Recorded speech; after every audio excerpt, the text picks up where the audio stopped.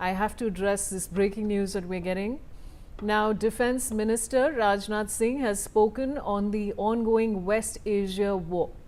Highlighting India's neutral stance amid the tense global situation, Defense Minister Singh stated that the war is not only a concern for India, but a concern for the whole world, and reiterated India's stand to find a solution of this through dialogue and diplomacy. Let's listen in. आज पूरी दुनिया एक संकट के दौर से गुजर रही है। आप जानते हैं दुनिया में इस समय युद्ध चल रहा है। जिस तरह से पश्चिम एशिया में लगातार हमले हो रहे हैं, मैं समझता हूं केवल भारत के ही लेने नहीं बल्कि पूरे विश्व के लिए एक चिंता का विषय है। लेकिन भारत ने साफ तौर पर अपने पक्ष को रखते हुए कहा था और आज भी कहा है हमारे प्रधानमंत्री मोदी जी ने, विश्व की इस समय की जो सबसे गंभीर समस्या है, जिस तरह से विश्व में युद्ध चल रहा है, उसका समाधान निकालना है तो वह युद्ध के माध्यम से उसका समाधान नहीं निकलेगा।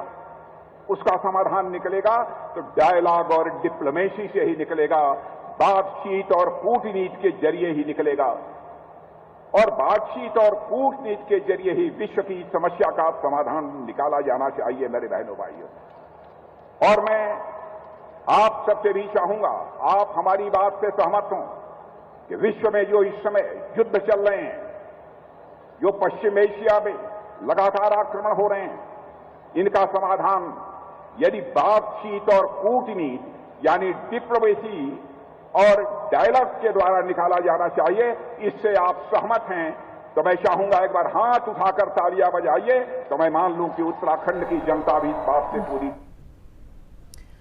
Major General Sehgal, when I'd interrupted you, if you'd like to complete that thought, and of course now I'd also like your comments on Mr. Rajnath Singh's statement. Rajnath has said nothing new, which he only reiterated what Prime Minister Narendra Modi has been saying for a very, very long time. He's been advising the same thing even to Russia and to Ukraine, but the Russians and Ukrainians are not willing to listen. Same statement he had been making for Israel as far as Gaza is concerned, or Lebanon is concerned, or Yemen is concerned, but there are no sane people on the other side of the fence. Even now, External Affairs Minister has been saying the same thing. Prime Minister Modi has been speaking to very many heads of states, mostly in the Gulf. Possibly may have spoken to his or External Affairs Minister has spoken to his counterparts in America, but there are no same voices on the other side who are wanting to listen to it. As far as America is concerned, they have virtually achieved no aim at all. Neither have they achieved their political aim nor a military aim, because their strategy was totally ill-defined till date. They had no clear aims as to what is it that they want to achieve out of this war.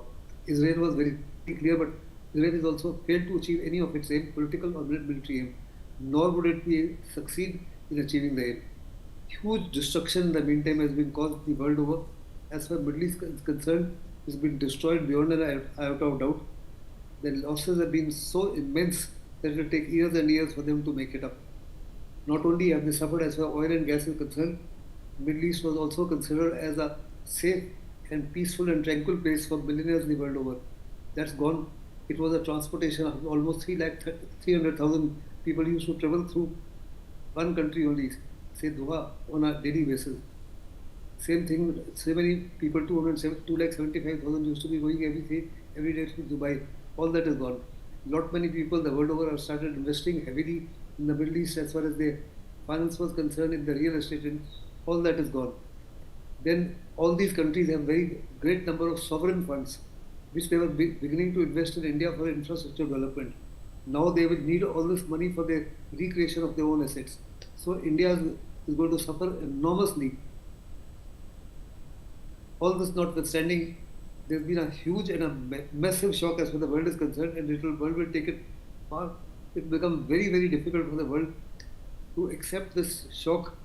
I hope and pray that the war ends soon. America is very keen. There's a phenomenal pressure on America from all the countries across the globe to somehow or the other end this war.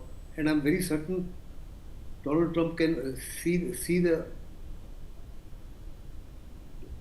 the clear-cut warning: November election is going to lose by a huge margin, and he'll become a lame duck president. He may lose even the Senate as well as the control by House of Representatives.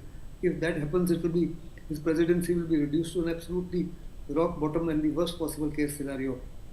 Under these circumstances, he possibly may go in for a unilateral ceasefire, saying that their military aims have been achieved and they've been able to achieve. But Netanyahu, on the other side, knows fully well that October election will be lost.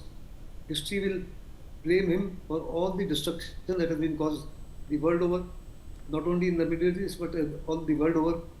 And unfortunately for him, if Americans stop pursuing the war and if they stop giving the weapons, etc., Israel will have no option but within 48 to 72 hours also go in for a ceasefire, because on their own they don't have the capacity and the competence and the capability, given the huge amount of destruction that has been caused to them and the number of quantum of arsenal that has been used without replenishment from America. Though Netanyahu will not want this war to end for obvious reasons, his own gaddi is at stake, there are phenomenal amount of corruption charges against him, and sooner than later he'll possibly end up in jail. And the only solution to that is to ensure that some sort of a victory is achieved here, which is almost an impossibility as of now. Back to you.